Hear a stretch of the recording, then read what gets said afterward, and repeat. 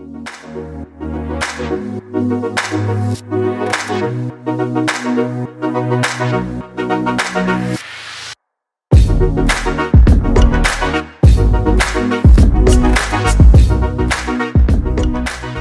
to The Business of Engineering, the new podcast from Element 14, the world's largest online community for makers, engineers and tech professionals.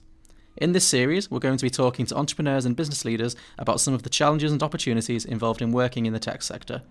I'm John Lucas, and I'm happy to be joined today by Laura Mason, Entrepreneur Acceleration Manager at Natwest Business Accelerator, James Talbot, CEO and founder at Damson Global, and Jordan Appleson, CEO and founder at Hark.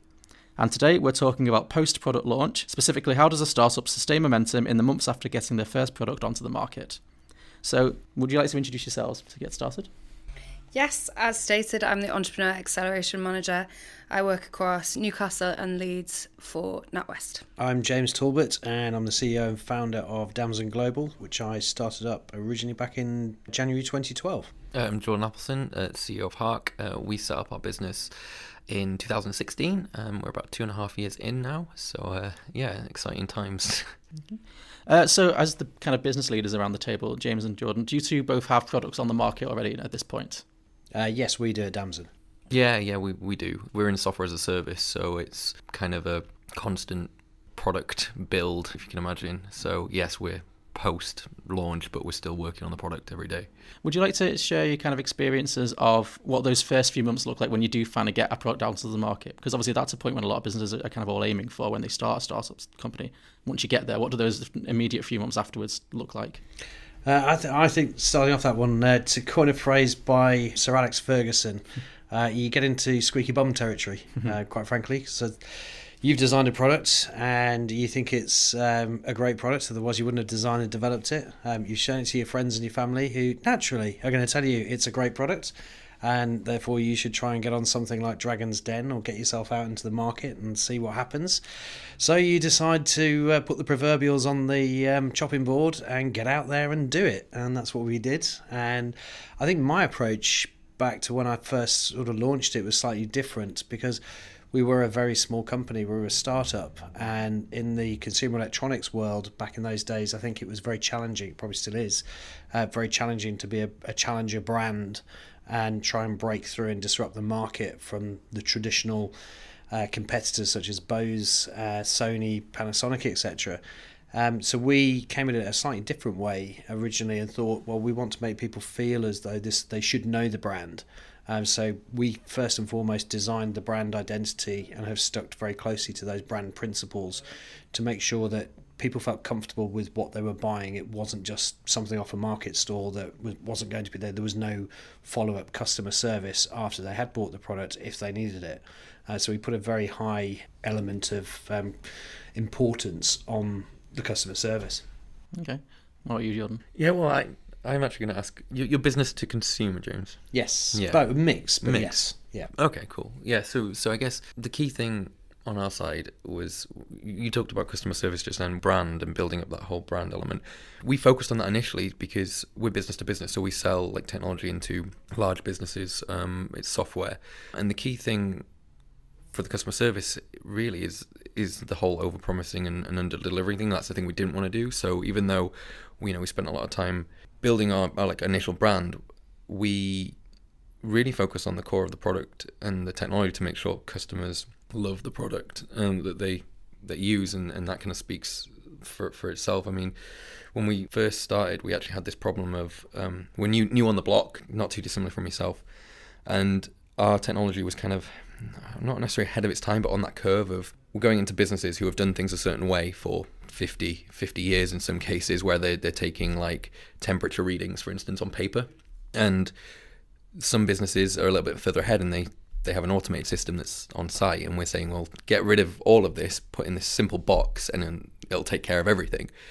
And the key thing there was that education piece about like moving to the cloud or moving away from your own kind of system that you're so ingrained in your business process, and that was kind of like a massive struggle. So we ended up like doing that whole education piece, a bit about what we do, why is it better for you guys, and there was a lot of education around what this is our product and this is why it's good for you guys. Not necessarily why is it good for us and what we think it can do. It's like, what can it do for you? So it's just kind of similar things. Like you show it to your friends, you show it to your family.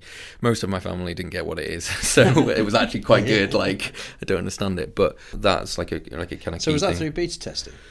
Well, thankfully we had a bit of industry experience. So we started off in like life sciences. So we went into pharmaceutical companies and we took out like a paper-based chart recorder system, put our designed hardware in, which kind of connects to the cloud, and took out all the admin of taking the paper off and doing all this kind of stuff.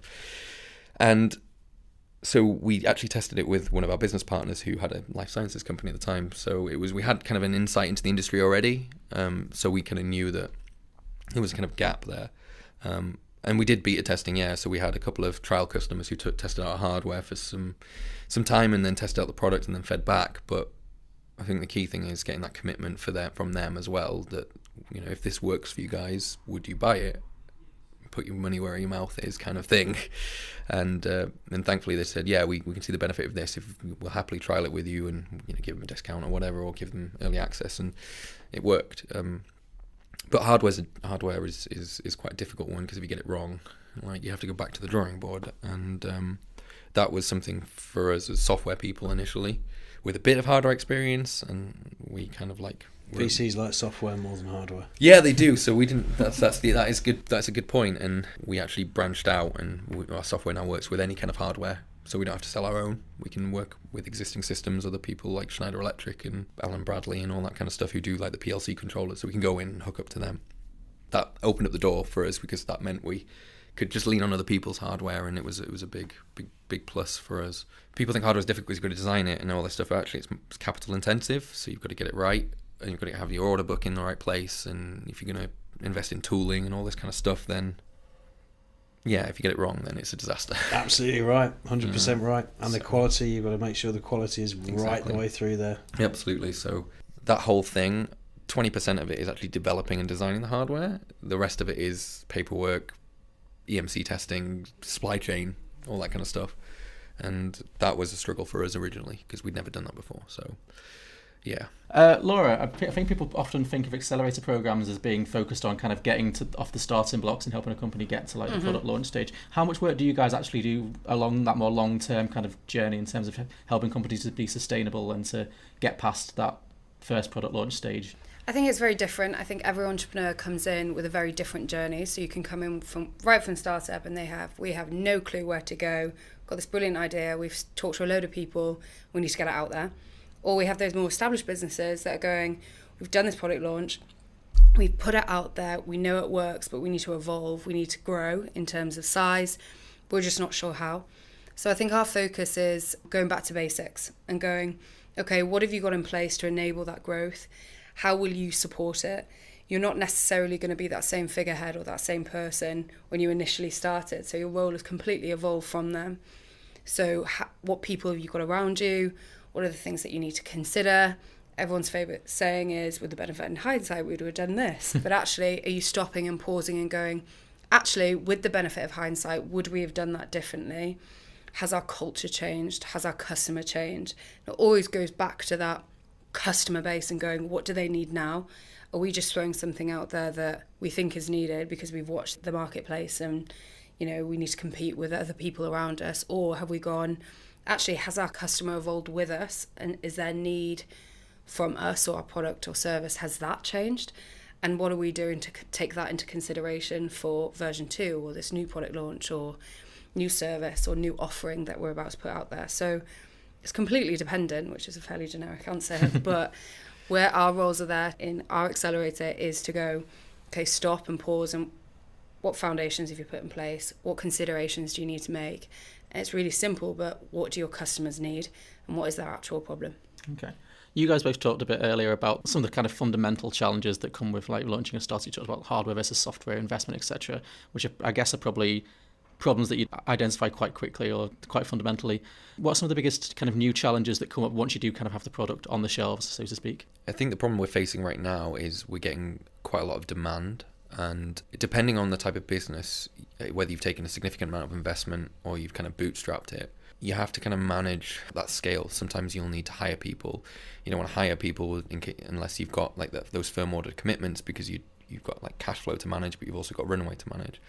And we're in that position right now where we're going through that growth pain stage of, we've got some big customers on board who are they're amazing customers to have, but that meant for us, we need to figure out how to scale the people to be able to support that. The technology is great, but right now our biggest challenge is people. Like, and I don't mean hiring. I don't mean like finding the right people. It's making sure that you're putting the right people in the right places and getting the right people. I think that's the challenge we've got right now, because we've got so much potential, and you don't want to look at something and go, well, we've got this potential customer, or we've got this potential project, or this potential feature for the product, and miss the mark, hire some people, not the right people, and then you're chasing. The point that was made around like it's taking a step back and looking retrospectively, especially at your mistakes, doing something about it that helps you scale. I think that's a big challenge as well. I really do. I think hiring staff is one of the biggest challenges for a startup, particularly if it's only a small team in the infancy of the actual development stage of the or the lifetime of the company, really. You need to make sure you've hired the person that's right for the team, not just for the role. You might have somebody that on paper is absolutely perfect for the role, but you put them inside your office environment, which can at times, rightly or wrongly, feel quite intimidating for some people. So you need to make sure that there's a balance internally, that they're going to be the right fit. So how do you ask the right questions on the interviews of when you're actually bringing them in? Some people, as a founder, as a CEO, you're self-motivated, you're a self-starter. Not everybody shares those traits. And again, I don't know what your experiences were, but my experience with hiring people is I'm not a very good manager. I will hold my hands up and say it that I'm not a very good manager. I don't really like managing people, but all of a sudden I've got to manage people. And managing those people in at the same time as doing what you need to do as the company founder and CEO opens up a completely different facet, because I work probably, 80, 90 hours a week, and I'm not sort of sitting there wanting people to play a violin for me. But the converse side to that is when people are only working 38 and a half, 40 hours a week, it's quite a big chunk when you're sitting there thinking, I just wish they'd do that 10% more. I think it's reality as well. I come from a kind of commercial background of working in HR and training and development and people, and even within a huge organisation turning over 13.5 million a week in one area, people are always the biggest problem or the biggest win for the organisation. It's not necessarily smashing KPIs, it's pushing those people through and being able to manage in a more effective way. And I think the environment that you create for people is really important, regardless of the size of the organisation or the business. And understanding in line with, we can talk about vision being a bit fluffy, and in the accelerator we talk about vision and where you want to go and where do you want that to be. It's really important to define that, because without that, how can you fully understand what people you need within your organisation to make that vision happen? And constantly remembering that bringing people in is, you can look at operational requirements. Have they got a right to work in the UK? Yeah, brilliant. Essential competencies. Can they do the task in hand that I'm employing them to do, i.e. I need them to build something, or I need them to speak to people, or I need them to manage people, and all the desirable stuff that you would quite like to have that aren't essential, and putting that into your environment, but matching it with your vision and going, I could bring, as you said, I could bring the right person in on paper, yet you put them in that working environment and they're not the right person because they just don't fit, and therefore it's always going to be constantly butting heads or not working with the team and not pushing them to their limit. And you don't want to push them, but you want them to step up and go, I'm in line with this vision. I really want it to work. So doing that extra 2 hours, doing that extra 10 hours, or putting my hand up to run that event instead of you because I have the ability to do it. You don't need to do that. And I think it's quite nice to be told by your team that you shouldn't be doing that. I should do it because I'm probably better at that than you. Or I'm the person that should be representing us on that occasion. Or let me speak to that client because I can take it from here because I know what I'm doing now. And you want those people who are upfront.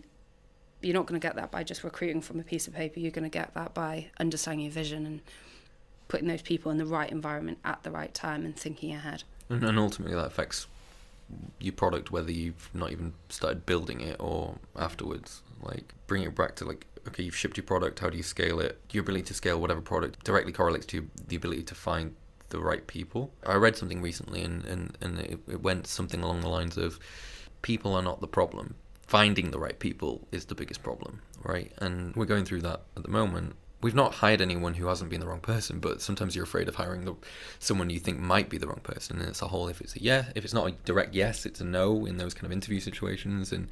But then you come out of that meeting, you think, well, I want to do this with the next part of my roadmap for my business, and you're constantly juggling that. And everything that's just kind of been said is, from my point of view, I see it every day. Like, you hire someone, you say, you're going to go work on this next part of your product, but then you have to spend 20, 30 hours a week initially getting that person up to scratch or whatever, and that balance is so difficult to manage. But once you've got it, like it's that whole flywheel, the flywheel effect. You're pushing and you're pushing on the flywheel, and then as soon as it's got enough momentum, it'll kind of self-perpetuate. Mm-hmm. We're not at that stage yet. Nowhere near. But that's kind of the mantra we're kind of pushing at the moment, is keep pushing a little bit, and it'll get to the point where it'll kind of snowball, hopefully in the right direction and not off a cliff. But would you say it is kind of in many ways a learning curve? Like you said you don't consider yourself to be a naturally great manager. Are there any tools or things that you've had to pick up to improve that, or is it just a case of, like Jordan was saying, kind of just learning as you go? I think I've learned and tried to improve. I think sharing is probably my biggest or was my biggest challenge, and just sharing the information. So there's so much at times, rightly or wrongly, that and maybe it's connected to the way I was brought up, I don't know, but sort of going out and finding out how to do something myself, and I've sort of taught myself how to do it, and then sort of, I suppose, spending that 20 or 30 hours trying to teach somebody else to do it, and it's sort of almost like sometimes the spoon feeding, I suppose, doesn't sit too well with me. I would like an element of people to be able to try and find something out. I've got better at that, so I will share and sort of give the insights of, like, we'll do it this way and do it that. Do it. You'll find an easier way. I think that's the hard part. Actually, as a CEO or as an inventor or whatever, however you sort of try and title yourself on it, because it is quite difficult, because you are wrapped up as well in whatever you are doing on your day-to-day elements, and being distracted and pulled away to show somebody how to do something that you taught yourself to do is a challenge. Don't know how you found that. Yeah, I think I used to look at the problem as a way of, I'm the only one who could do this, so I might as well just get it done. Yeah. Right? However, that's not scalable. And but then you think to yourself, well, say you've got a team of 10 people, and that's kind of where we're at right now, and you think, well, who out of my 10 people could do this? Like, and you look at them and you think, I'm not sure. Like, I'm the person who can do this best. And that presents to me, there's two problems with my thinking with that. Is I should be finding a way to take these things off my plate. And on the other side of it is, I need to find the right people. And I know I keep banging on about it, but I think it comes down to the culture as well. If you've got a culture of, I'm going to be the single point of failure for my business, then no one will adopt the culture of being able to just take a problem and try and solve it themselves without not necessarily without any help, but without someone kind of spoon feeding. You see that's as well. Yeah, that's one where I think I suppose the reverse of my weakness, my strength is, if anybody in the team did put their head above the parapet and start thinking, right, I'm going to try and run this and see what happens, and it falls over for whatever reason, they won't get shot. They're not the ones that I will stand up at that point and take ownership of whatever that failure problem was. It's like, try and identify it and then try and find the solution. So let's see if we can work this out. You did a great job. You tried. There's no failure in trying at all. The person that sat at the back of the room that kind of kept their head down while everybody else was trying to find a solution to whatever was going on is the person that's kind of your weak link, if there is, if you can describe it that way. But so I've that's where I think I'm probably the reverse almost, is like, I will make sure I stand in the way and take the bullet. I think if you look now as well, if you look at your performance is based on the people and the processes that you've got in place now. So you can go, right now at this point in time, with these people, with these processes in place, I'm delivering this. If you look 6 months ahead and you go, okay, in 6 months' time, I want to be turning over this, or I want a new product, or I want to have been recognised for whatever it is, that's a performance-based goal. In order to do that, you need to put the right process in place. So if you go, performance, I want to do all this, great. So what processes do I need to do as a business leader, or or as a manager within the business or a leader within the business, whoever it may be, what processes need to be in place to do that? Can we do it with the current processes that we've got? Probably not. Probably need to increase them. We probably need to have a bit more due diligence in there. Probably need to have a bit more accountability. Our KPIs need to be readjusted or whatever it may be. And then you go, well, once we've got that in place, what people do we need? Do our current team fit everything we need to do in order to deliver that performance? Or do we need to reassess? Or do we need to move people? Do we need to develop an existing team? And to put anyone in place, the minimum it's going to take is 6 months. 2 months to recruit someone, ideally, 1 month's notice period. And then before you can put any expectations on them, it's probably 6 months of shoulder to shoulder with them, spending time, ensuring they understand, ensure they're a cultural fit, etc., etc. So already, if you've thought 6 months ahead and you go backwards, potentially that could help with those kind of people stuff and going, well, actually, I can do everything within the organisation first and assess where we're at in order to get the right people in. And that goes back to yours. Are they going to be the right person, taking the right people on? But you can ultimately go, well, I've got the right processes, got the right performance. It goes to your bit. And James, putting your head above the parapet, those people will know exactly what they need to do, where exactly they need to go. And if they thought of a better way to do that, that's brilliant. That's the kind of people that you want. Yeah. Bonus. But they're still ticking all the box because you've got all the kind of due diligence and the stuff that you have to do being done. But if they're going above and beyond that, it's going to help with the end goal of that performance bit.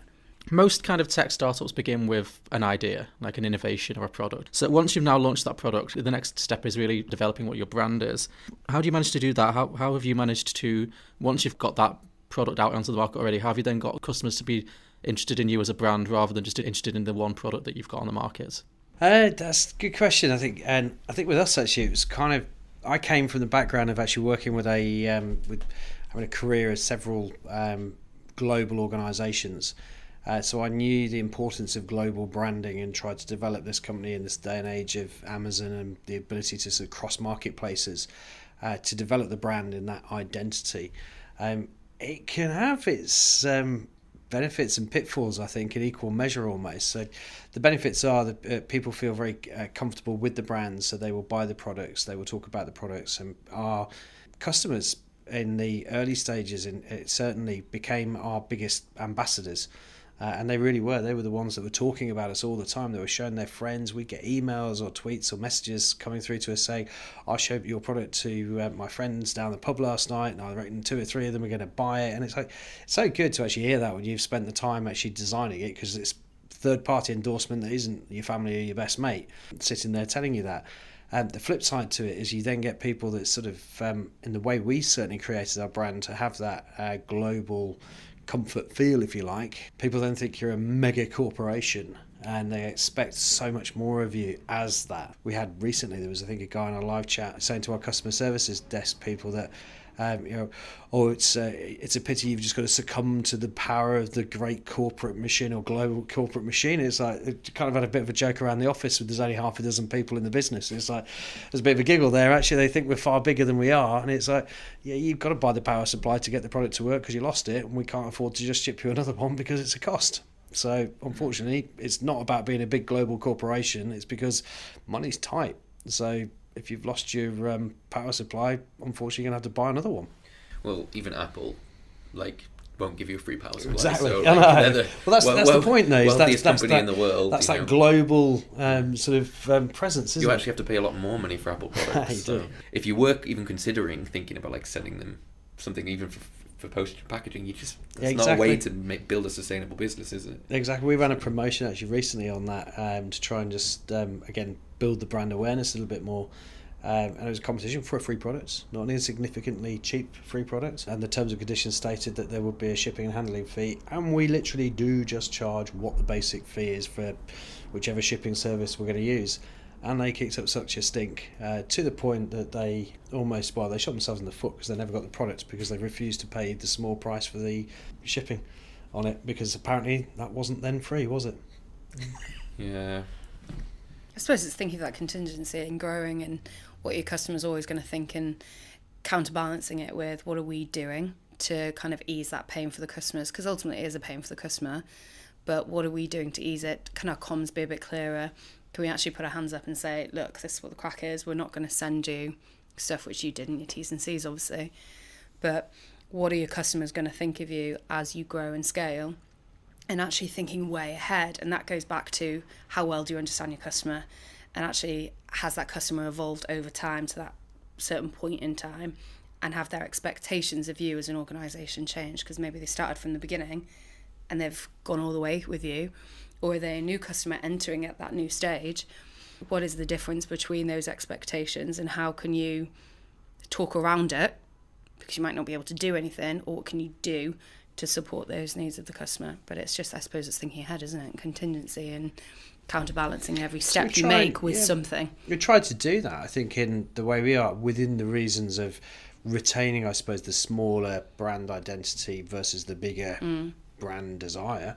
And I suppose over and above and beyond, we've had one instance that I suppose got raised with me was a customer that 2 or 3 times had broken their product, and we've done the engineering checks on it, and we could tell the failure was as a result of the way that they were using it and misuse. So the first time we exchanged it under warranty at our expense essentially, and sent it back to them with a note saying we believe that the fail, not blaming them, very careful on how you blame it and how you word it, but with that carefully worded message that says we think it may have happened because of this, so please ensure you're doing that. And a couple of months later, it came back again, and at that point it's a case of, well, we need to charge you.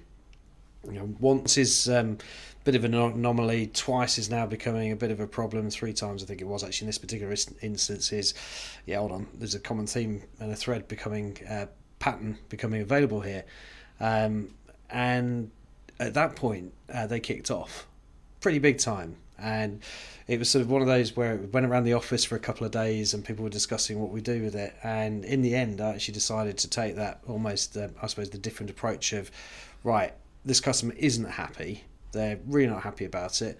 We may never win them back. They're mentioning our competition and saying they wish they'd gone and bought a product from the competition because they believe that they would handle it differently. Let's send them it. And if they'll cover the expense of the product shipping, because we can't, there are costs that we really do not want to outlay. And it's funny, actually, we haven't had the product back. We did sort of, again, state, it's this is the reason why the product failed. And a good 6 months down the line, I'm pleased to report, so far we haven't heard anything back from them. Has that informed any of your processes that you've done differently now?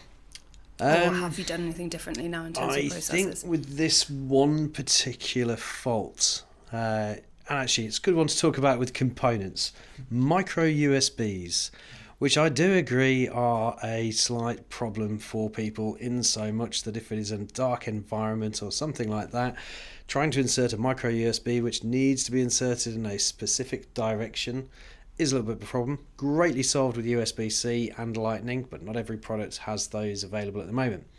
If you try and force the thing in upside down, it just ain't going to fit. Would you consider in your next revision switching it to USB-C? We've started. Yeah. And I guess the other side of it is you don't want to annoy customers that will use it inevitably use it wrong. It's like, how do you mitigate that risk, right?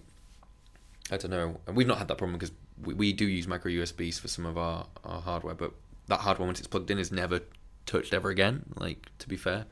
So yeah, it's a difficult one, because actually to fix the problem, we have that with my kids. My kids use a Kindle Fire, mainly because I wasn't going to pay the amount of money I was going to pay on an iPad for my kids to sit there and probably drop it 1,000 times and it broken and have to replace it. So Amazon did one of their great Lightning deals. And that same issue has happened because my kids are a little bit impatient, and they're only 5 or 7, probably shouldn't be using a Kindle Fire, people will be saying, but they're not on it very often. When it comes to charging it, my God, do they try and force it. So you can't almost educate, but I know that if that product fails, it's not Amazon's fault, it's my fault, or it's the way it was handled with that. So there's almost a self-denial sometimes that the customer themselves goes through. I think you've got the perspective because you're a builder of these products. Yeah. So as someone who is a designer of these products, you will look at it going, I will not use it in the wrong way because I know. But then you have people who just aren't. I think it's it's a really difficult one because that's why we do wireless. Yeah. Just switch to Qi charging. It'll be fine. It'll be absolutely fine. It's difficult because you've got to weigh that up against your brand, don't you? You say, well, if you were tracking, and you probably do track this, the number of faults because of that incident, and you were shipping, say, 1,000 units and 20-30% of them came back with this issue, you would probably actually take a hard look at it and go, we should probably do something about this, because epidemic failure. Yeah, Absolutely. yeah, because even though they are using it wrong, we need to basically change this to be able to basically reduce the number, because the amount of overheads you're spending, the amount of cost, not just with the shipping of the new products, but dealing with it, like the time consumed with someone dealing with a support request, and then the cognitive energy that you're spending thinking about how do we deal with this, and then there's the whole brand side of it, and it's affecting your brand. You would probably invest the money to deal with that problem. I think if it's, obviously, as you say, if it's one-off and you probably statistically tracking these things, you go, well, it happens in 0.4% of all things shipped, then you probably be like, right, okay, well we can accept the risk, and we'll cover the cost of when these things happen, and we just have to deal with it. Look at Apple and their and we keep going back to Apple. Look at Apple and their butterfly keyboard. Did you see what happened with that? Their new MacBooks. They've got MacBook Pros and MacBooks. They have this, like, they call it the butterfly keyboard. Basically, dust was getting stuck in them, and they wouldn't replace the keyboards, basically, even though it's how they designed it.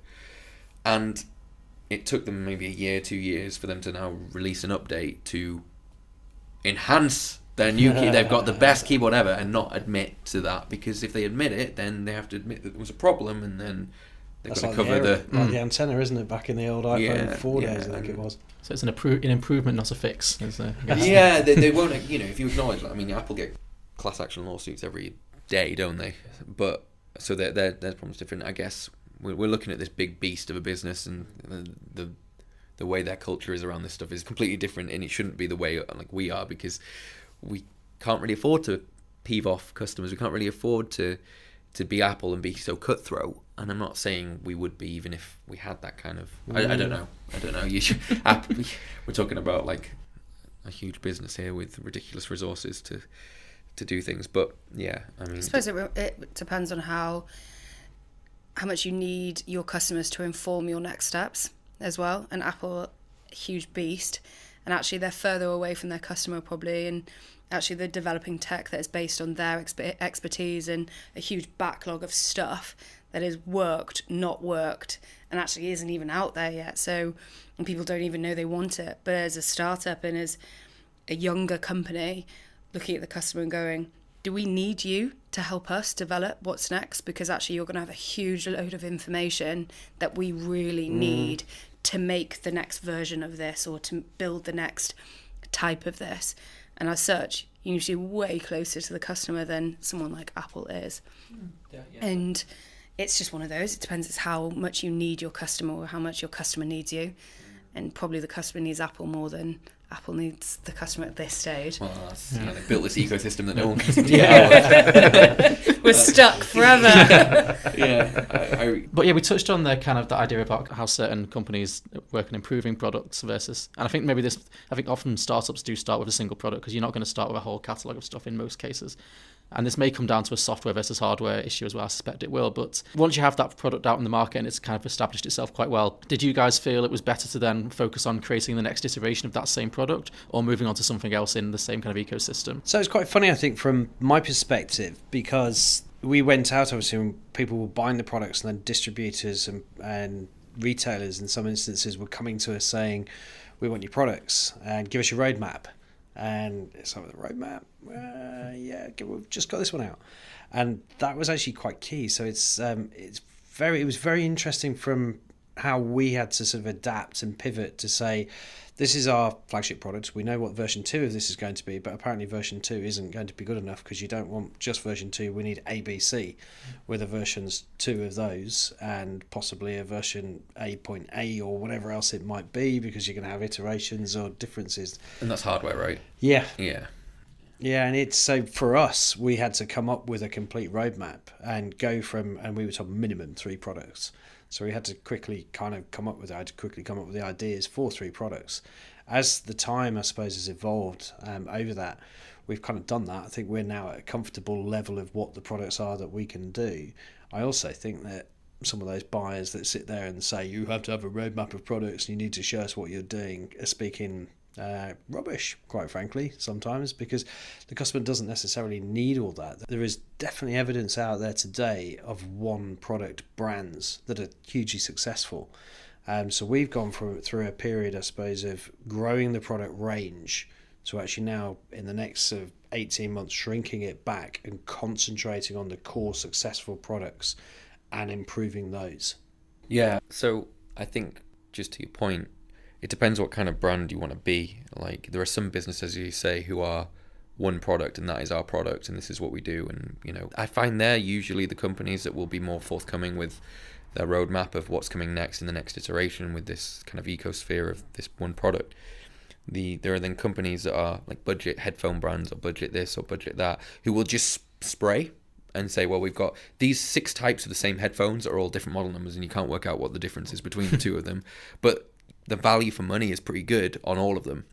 But then you've got, you know, the companies like, it's a bad example is the Essential phone, actually, but they were just one phone as a company, and they were like, this is what our product is, this is when it's coming out, these are all the accessories we're going to be releasing for it, and they're more forthcoming than ever, because you're asking someone to spend a lot of money on this one thing with this business, and you need to sustain that business because you need other revenue streams coming in to support that product.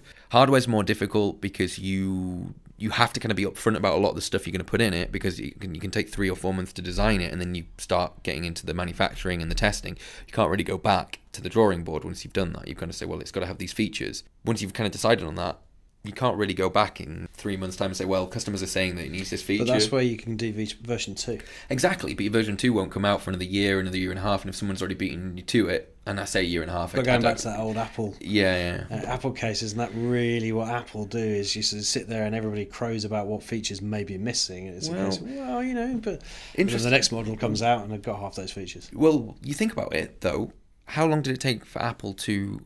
And I know we're going on about Apple, but they're actually a prime example of a company that don't release every feature that everything's missing. If you look at like Google's hardware, they have like more features, and Samsung had more features in. They had NFC before Apple. They had the ability to develop software using NFC before Apple. They had wireless charging before Apple, and it didn't really make a dent to the business. Like, you know, in relative terms, like, it didn't really do anything. Yeah, some customers were annoyed that they didn't have it, but people still bought it. I still bought it, even though it didn't have wireless charging. I was really annoyed. But then on the software side, because we do both hardware and software, I totally get the hardware side, but on the software side, you could be a bit more, and I don't want to use the term agile in the way people use it from a software point of view, but you can have a bit more agility with what you're kind of doing. So if you need to prioritize something for customers, it's much easier to do that because your roadmap can be more flexible without the added cost of going back to the drawing board with hardware design schematics, and it's a little bit easier.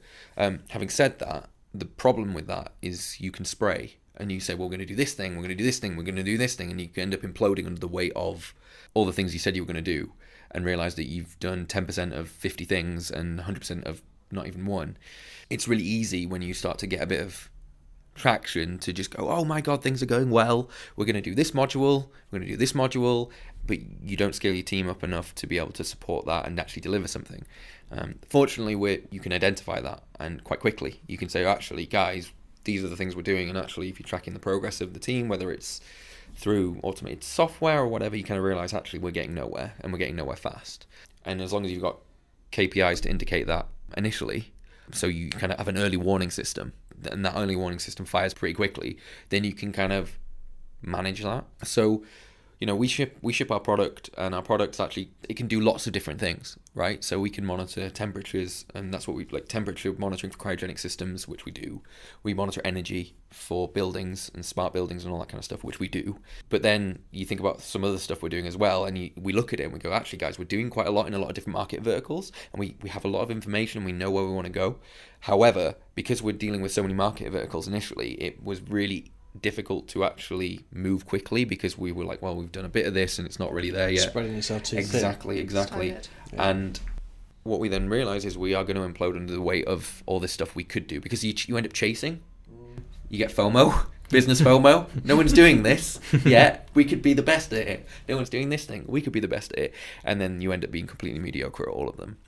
And it's something that you have to keep in check. It's like an addiction, right? If you're an entrepreneur, you're like, sometimes you're onto that next shiny thing, but then you have to have the right people who are pragmatic as well to bring you down to earth. I think that's kind of like a key takeaway from what we've been doing. Like, we're fortunate that we've managed to win business in all of those areas. It's fantastic, and so it allowed us to scale up. However, for instance, a great example of this is we were once asked early on to monitor radiation in a mine somewhere in Eastern Europe. And we thought, wow, this sounds amazing. It sounds crazy. This is like, what? And we looked at it and we thought, we're already doing this for these companies and we're doing a good job of it. And it kind of comes back to the concept of what we want to be when we grow up. And the answer is, yes, we totally want to eventually do this, but is now the right time to invest a ton of money trying to get something overseas? And the hardware at the time, we were like, right, well, we need to have this radiation hardened. Do we need to do anything with the software? And at that point, there was 2 of us. So we actually invested too much time, I think, retrospectively looking back at it, even thinking about how to do it, right? We went down to London. We had meetings with the people. They really loved the tech. But then that train ticket, that money, that we should have really looked at it and pragmatically gone, is this in the direction that we're going for the next 2 or 3 quarters? Can we sustain it? And then it comes back to how much money are they willing to pay you? Can you fund? Is it something that they can be funded through this as a project to kind of build it into product? But if I look back on it, I think how much time we spent looking at it, how much money we spent, in the 2 or 3 meetings. They asked us to come back the next day, and we were on a train home from London that night. So we got the train home from London, and then back in the morning, and spent 400 quid in train tickets. And I look back on that and think that was probably just us, not necessarily naive, but inexperienced in how to look at a potential. You're chasing the opportunity. Absolutely. Which is not nothing to be ashamed of, I don't think. No, but it's that balance and the experience to know when you're chasing an opportunity that is too far-fetched. Yeah. You can look at it as need and want, can't you? You wanted that, of course you wanted it, because it would have been huge and the scope it could have provided, but actually, is there a need within the business that probably needs your energy, focus, money, a bit more in order to get it to the next level? Because sure as anything, it's not going to happen if you take on that thing that you wanted, and measuring it up against need and want. And if you can justify the want, brilliant, but if the needs are not being met. Absolutely. And I think the crux of it is, if we had been looking back on it now, would we be able to entertain that a little bit more? Yes, because there's a part of that is business development as well, is working out, actually, we don't know what we don't know, so what other areas could we look at long term? And we now are in a position where we can invest time into that, where we've got people who their job part of the time is to look at where can we go in the future, and let's just exactly. And that doesn't necessarily mean they're going to go out and chase down every lead, even if it's monitoring the space station, which we just couldn't do, right? And we probably would never do. Because actually, I don't know. I can't say that. Never is. See, you've got me thinking about it. But the point I'm trying to get at is, we can start to look at that, but as long as we keep ourselves in check, then that's why I've got some good teammates that keep me in check. Laura, what advice would you give to companies at this kind of stage to avoid what Jordan was mentioning there about spreading yourself too thin when you get that first taste of success and those opportunities do start to come?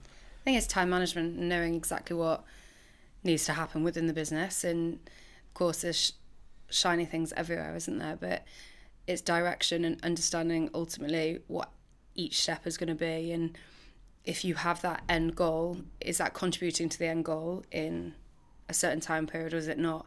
Is it a post-it note moment when you could just write it on a post-it note, put it up, and is it still going to be relevant in a month's time?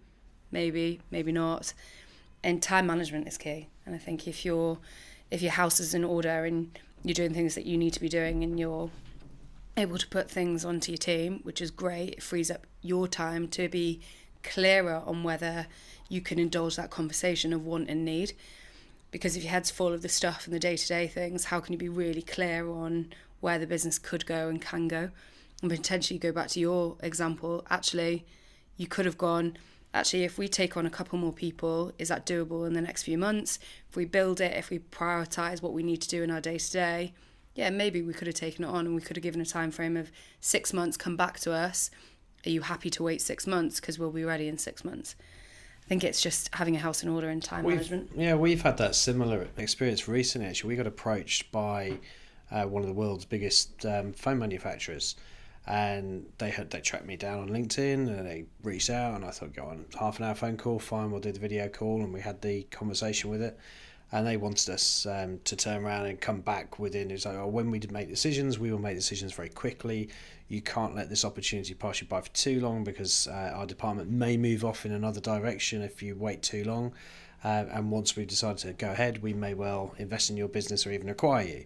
As all of these things came on this first Dangling conversation, a carrot. it was like, and I sat there and I went away, and we're working on another much more achievable, shorter term, probably similar size scale, if not bigger opportunity.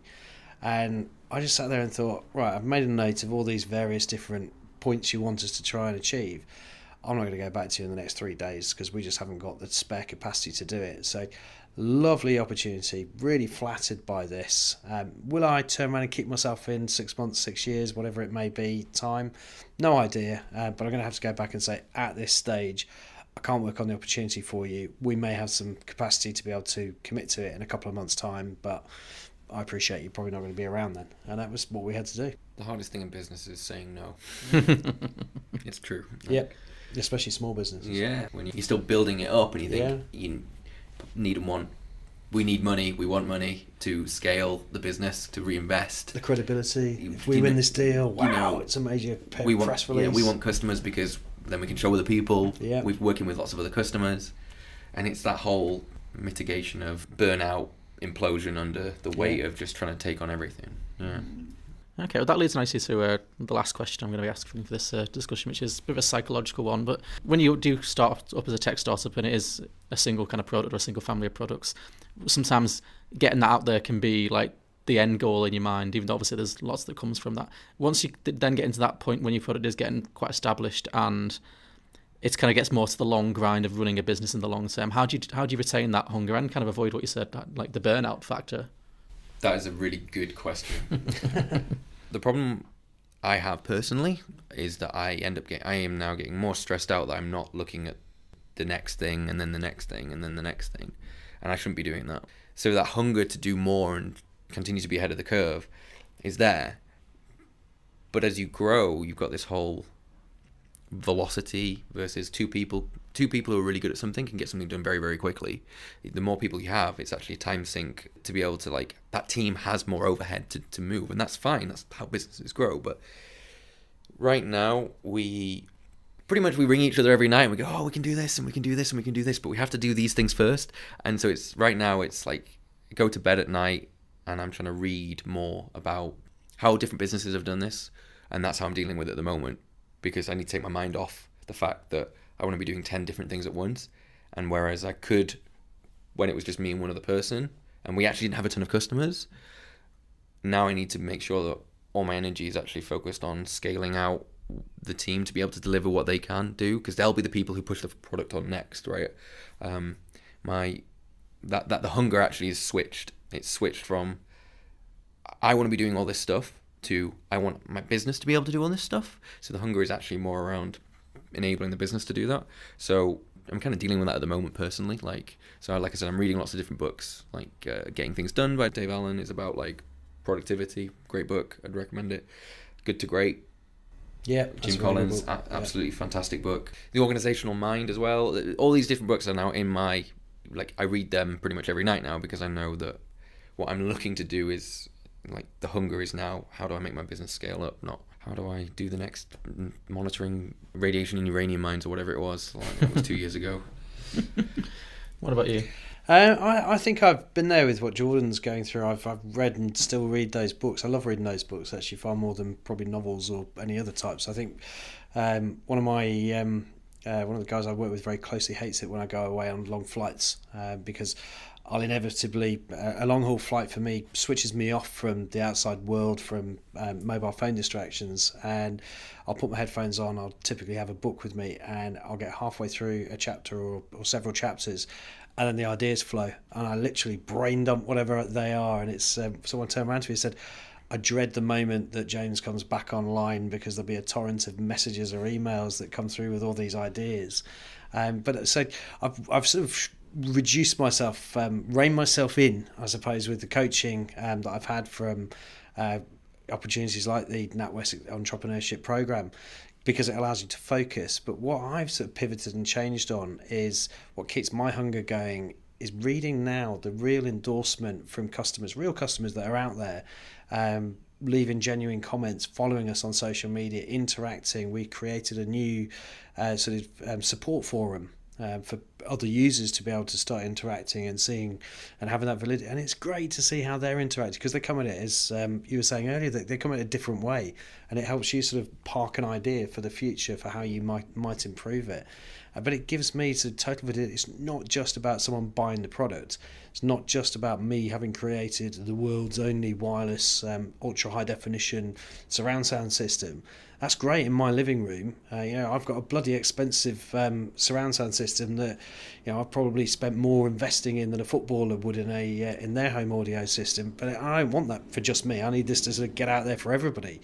And it's getting that and seeing that endorsement, I guess, and satisfaction. That's kind of what makes me think, right, I can go to sleep a little bit more comfortably tonight. What advice do you give to people to kind of keep that motivation going when things get a bit harder? I think it's just being real, and it can sometimes be really hard, and that's okay. And I think it's the ability to surround yourself with those people that are going to pick you up, like the phone calls, like looking at the customers and putting yourself in an environment where you can be brought back up. And if you're not being brought up by something, then question the environment that you're putting yourself in. And if your personal vision isn't aligning with your business vision anymore, it's probably when you need to start asking yourself questions and going, am I doing the right thing, or do we need to change this, or does it need to be mixed up, or is there a different direction I should be going in? And I suppose it's just being real with yourself and not pushing it, because the more you push it, probably the more mistakes you're going to make within the business. The performance for your customers isn't going to be as great. Your reaction to your customers isn't going to be that great. People investing in you aren't probably going to be that happy, and swings and roundabouts, isn't it? And it's just being able to recognise it and be real with yourself, which sounds a bit of a soft approach, but it is. You can only do what you can do. And actually, by putting yourself in the right environment, it can help you when you can't help yourself.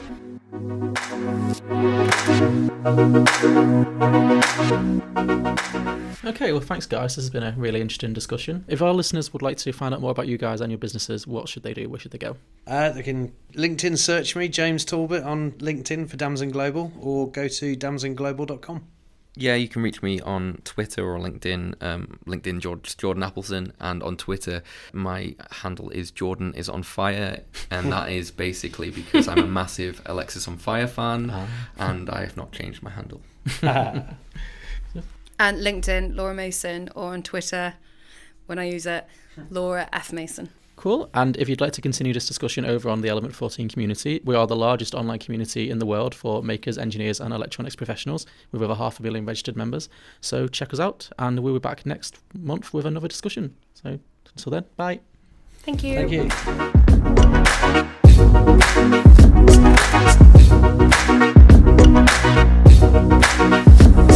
you.